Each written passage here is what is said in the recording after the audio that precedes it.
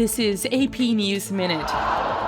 Protesters are demanding accountability after a fatal police shooting in Madison, Wisconsin. Police shot and killed 38-year-old Corey Jarrell Ruiz on Wednesday. Police said Ruiz had injured an officer with a knife. The U.S. military says it carried out a 13th night of strikes against Iran. It said the strikes aimed to degrade Iran's ability to threaten civilian and commercial ships. Explosions were heard Friday near a military base hosting U.S. forces in northern Iraq. Congo's health ministry says Ebola has killed more than 1,000 people in that Central African country. It's been called the fastest moving Ebola outbreak ever, with all of the victims dying in just over 2 months. President Donald Trump is imposing double-digit tariffs on dozens of countries on Friday. The new tariffs come as Trump's previous temporary 10% worldwide tariffs expire. Some of us may have already seen a little bit of rain this morning across North Alabama, southern Middle Tennessee, and I do have more rain in the forecast as we head into the afternoon. A very good Friday to you. I'm Fox 54 Weather Impact Chief Meteorologist Jordan Dressman. Many of us across North Alabama, southern Middle Tennessee are actually sitting under a flood watch, given the fact that some of the rain through the course of the afternoon could be somewhat heavy, which would in fact lead to a little bit of localized flash flooding. So that's something we're going to want to think about as we head into the afternoon, especially the later part of the afternoon, the early part of the evening, and then even as we head into the overnight. And especially if you live in one of the more flood-prone locations, if you typically end up dealing with a little bit of localized flash flooding, that's just simply something you're going to want to think about. But there's also been a little bit of model consistency over the last several hours, over the last day or so, that's trying to keep a lot of the heavy rain, not just south of the Tennessee River, that's already where it's going to be, but a couple of models have been trying to keep a lot of the heaviest precipitation south of Coleman County. Now, is that going to keep us completely and totally dry as we head into the middle part of the afternoon? No, absolutely not. We're still going to be talking about some rain. But those of us north of the Tennessee River may actually not have a bad Friday, might actually get to enjoy a little bit of sunshine. The rest of us, however, especially if you're south of the Tennessee River, are going to need to bear the rain in mind as you go about your Friday afternoon, your Friday evening, making your plans, going out for dinner this evening. If it's raining, allow yourself a couple of extra minutes to get wherever you're going. And then kind of apply those same concepts as we head into the later part of Saturday morning, early into Saturday afternoon.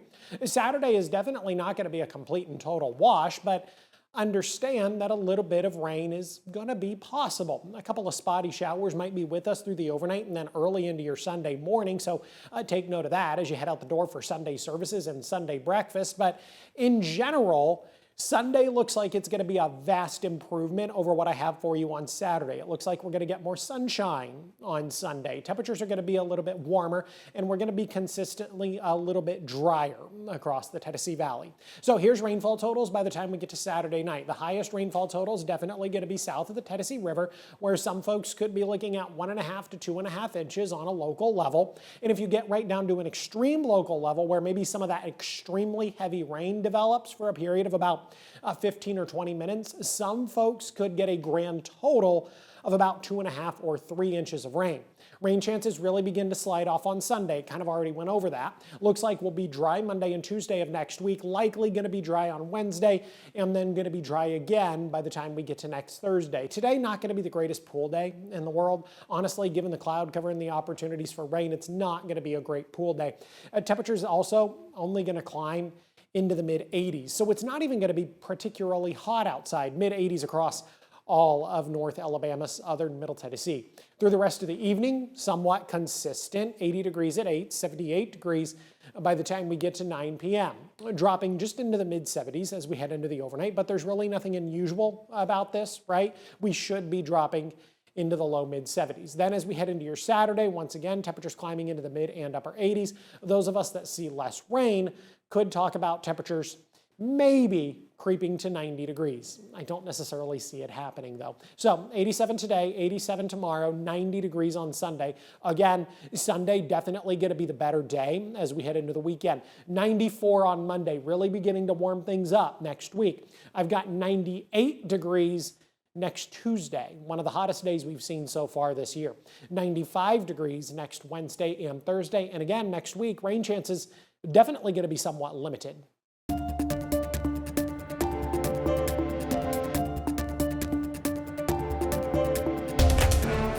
After months of public debate, the Huntsville City Council has made its decision. Council members unanimously approved the rezoning for the Harris Farms development, clearing the way for a proposed community of about 1,800 housing units in North Huntsville. The project will be built on more than 500 acres of land north of Bob Wade Lane on both sides of Mount Lebanon Road. Fox 54's Valentina Chalala shows us why city leaders say the project fits Huntsville's future. Listen, it's pretty quiet out here today, but if this project moves forward, this area could sound a lot more like... The project would transform the farmland into a mix of single-family homes, townhomes, apartments, and housing for older adults. While some residents have voiced concerns about traffic congestion, planners say the northern bypass, now about 75% complete, will help move traffic more efficiently. It could possibly take some strain off of the parkway to allow for individuals to travel east and west and move traffic appropriately for all of our commuters that are coming into work and those that are going outside of our city limits as well. Others have also raised concerns about the loss of open land and wildlife habitat. Derek Ventura, the project's director of land development, says the plan sets aside about 350 acres of open space throughout the community. We want the sidewalks a little larger than standard. The roads a little smaller in the sense of it's not meant for just everyone driving in and out. It's meant to stay inside the community. District 1 Council member Michelle Watkins says the project will expand housing options while also helping revitalize North Huntsville. Watkins adds even the school district is ready to accommodate the possible influx of students. Talked to Dr. Sutton at Huntsville City Schools, and we are in communication with them. They're confident that the growth they'll be able to accommodate with schools, as well as the city is standing by to support the school system any way that they need. With the rezoning now approved, the project can move into its next phase of development. In Huntsville, I'm Valentina Chalala, Fox 54 News. The City Council unanimously approved the rezoning, clearing the way for a project expected to be built in phases over the next 10 to 15 years.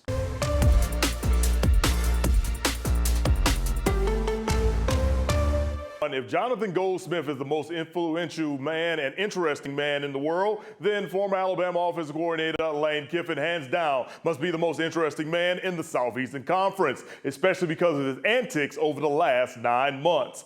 Kiffin had one of his best years ever as a head coach, leading Ole Miss to an 11-1 record and locking down what would become an at-large bid for the college football playoff. But shortly after the Egg Bowl, LSU lured Kiffin away from Oxford and hired him to be the head coach of the Bayou Bengals in Baton Rouge. The move was not well received by Ole Miss fans. Just go look it up on social media. Now Kiffin wanted to coach Ole Miss through the postseason, and the athletic director denied him that chance. So he moved on to LSU, and by May of 2026, he made some interesting comments about the difference of recruiting players to Oxford, Mississippi, and Baton Rouge, Louisiana. Kiffin has admitted that the transition has not been easy because of the outside noise, so he decided to eliminate all of his social media, and according to him, he's now become a better coach because of that.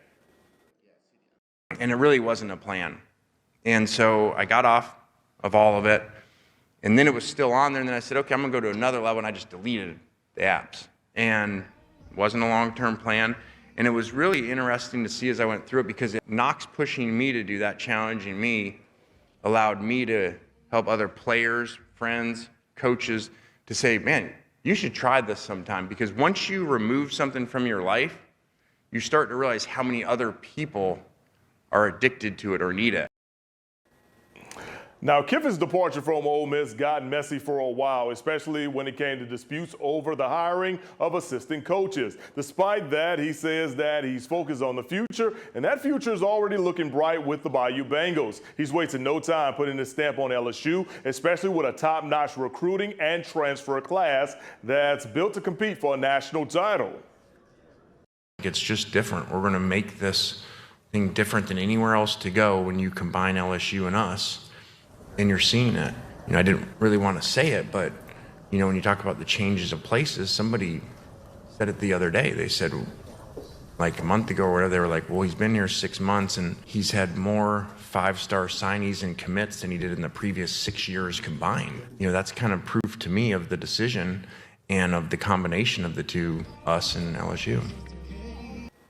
All right, we'll see how much LSU improves in year one under Kiffin right out the gate as the Bayou Bengals take on Dabo Swinney and the Clemson Tigers on September the 5th. Kickoff inside of Tiger Stadium in Baton Rouge is set for 6:30 p.m. Second former assistant of Nick Saban who spoke today was Steve Sarkisian. Now, Coach Sark entering year 6 at the helm with the Texas Longhorns, a team that will surely be in the national championship discussion. The Longhorns went 10-3 overall last season and just missed out on making the college football playoff. This year, the Longhorns have a slew of returning starters back, including quarterback Arch Manning, the nephew of Peyton and Eli Manning. He threw for 3,100 yards and 26 touchdowns last season. He also added 400 yards and 10 scores on the ground. Coach Sark is ready to see Arch take the next step with his leadership. And I think that he's grown into a great leader for us. And so I'm very proud of Arch for the way he's carried himself, the way he represents the University of Texas. I think right now he's a very dangerous player because he learned a lot from last season, and he's surrounded by some good players. And I think that he's a guy that's poised for a heck of a season. Auburn fans will recognize one of Arch Manning's top targets this season. Former Tigers receiver Cam Coleman hit the portal during the offseason and landed in Austin right before spring began. In 2 seasons on the Plains, he had over 1,300 receiving yards and 13 touchdowns. According to Coach Sark, the Longhorns are ready to utilize his talents all over the field. The addition of Cam Coleman's been a great addition. And, you know, the thing about Cam, everybody sees the highlight plays, the playmaking ability, the physical ability that he has. What I love is the person. You know, this guy's a great human being. He's a guy that is a great teammate. He's one of our hardest workers. I just think he's been a great addition to that room, to that offense. I know he's got good rapport with Arch, so excited to have him. Now, for all the press conferences from SEC Media Days, we've got you squared away on our digital products like the Fox 54 app and our YouTube page. That does for sports. Stay tuned. Fox 54 News at 10. It's coming up after the break.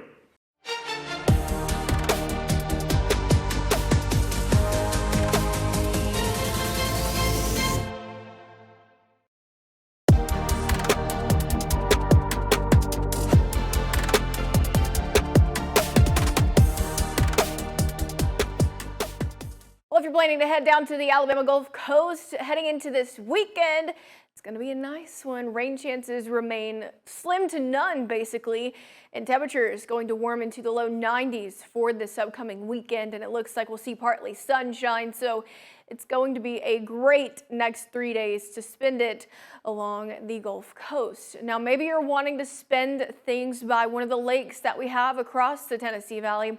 Unfortunately, we will see high rain chances both tomorrow and Saturday. So Friday and Saturday, we'll really see those elevated rain and possibly thunderstorm chances. Temperatures going to remain in the upper 80s for Friday and Saturday, and then we're back in the low 90s by Sunday.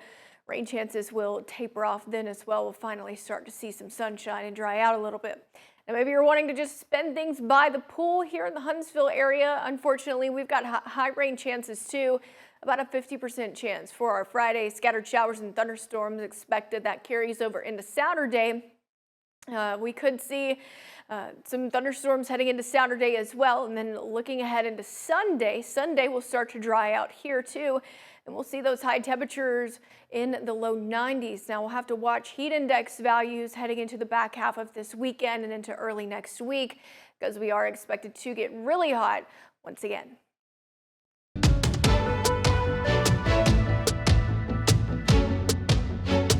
It sounds like the drama at the network is juicier than the drama on the network. Fans of The Morning Show will get one more round of juicy drama. Apple TV has announced the 5th and final season of the show, starring Jennifer Aniston and Reese Witherspoon, will debut in 2027. Eurydice was a hungry young girl. Your ticket. And Hades gave her a choice to make. Hadestown has gone from Tony-winning stage smash to a movie version in theaters for 5 nights only. But Broadway's original Hades, Patrick Page, says he has another medium in mind for the story. I always thought from the beginning that it cried out for some kind of animated treatment. And I still do. I still think it would be an extraordinary piece for an animator. There's definitely some things in the movie that were true, but then we take it in a whole different direction. Weird Al Yankovic's career has gone a lot of directions, but one way the Grammy-winning parody master decided not to go was Saudi Arabia. Yankovic tells Pittsburgh's Trib Live he was offered 7 figures for a show at the Riyadh Comedy Festival, but, quote, "I don't need to take any amount of money if it makes me feel icky," and that kind of did. In Hollywood, I'm David Daniel. Fox 54 Plus has your news, sports, and weather. Start your evening with Fox 54 at 5:30, delivering the latest headlines and live reports straight from the scene. Then, stay informed with Fox 54 News at 9, featuring your Tennessee Valley certified most accurate weather impact team, tracking everything from tornado threats to traffic delays during severe weather.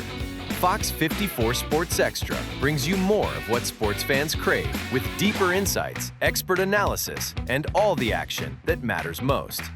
On Fox 54 Plus, you'll also find Alabama politics, plus 24/7 weather radar and real-time forecasts to keep you ahead of the storm. Looking for a quick recap? Don't miss Fox 54 Week in Review, highlighting the biggest stories of the week. Jumpstart your morning with Morning Rush, fast-paced news updates featured with uplifting stories from across the globe. Get your entertainment fix with Getting Real, where we break down movie reviews, top 10 lists, and spotlight the newest film. Die Hard fan? Locked On Sports dives deep into the Crimson Tide, the Tigers, college rivalries, and pro action. True Crime Warrior Style? Killer Cases brings you gripping, real-life stories that stick with you. Hungry for more? Cooking with Style serves up mouth-watering recipes that are easy to make and impossible to resist. From movie previews before you head to the theater with Take a Look, to must-know headlines from across the region and around the world with In the News. Watch all of these shows on demand and also on the Fox 54 News app, available on Android and iOS devices, streaming 24/7.